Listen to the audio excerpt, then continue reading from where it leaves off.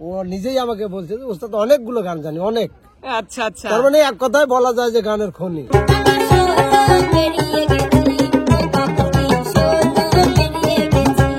দর্শক বন্ধুরা দেখেন প্রতিভা কাকে বলে, দেখেন আমাদের আজকের নতুন প্রতিভা আশামণি, আসলে সে তো একটা গানের খনি।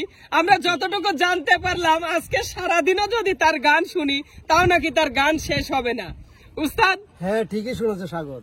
বাবা, আচ্ছা তাই নাকি? হ্যাঁ, কারণ আমি ওর গান তো কিছু ট্রায়াল করেছি। ও নিজেই আমাকে বলছে যে ওস্তাদ অনেকগুলো গান জানি, অনেক। আচ্ছা আচ্ছা, তার মানে এক কথায় বলা যায় যে গানের খনি। জি উস্তাদ। তো সুপ্রিয় দর্শক, আপনারা তো ইতিমধ্যে আশামণির একটা গান শুনেছেন।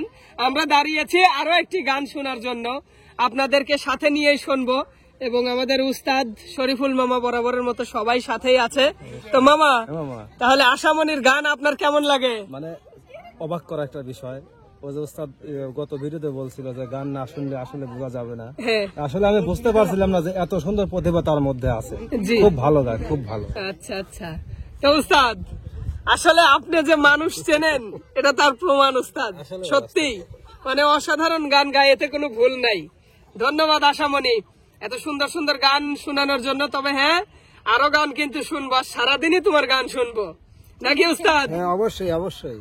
আচ্ছা আচ্ছা। তো উস্তাদ তাহলে একটা গান শুরু করেন। গান তো শুনবই আশামণি, তাহলে আমরা একটা গান শুনি তোমার নাকি? আচ্ছা ঠিক আছে, সুন্দর করে একটা গান ধরো যাতে সবাই মুগ্ধ হই।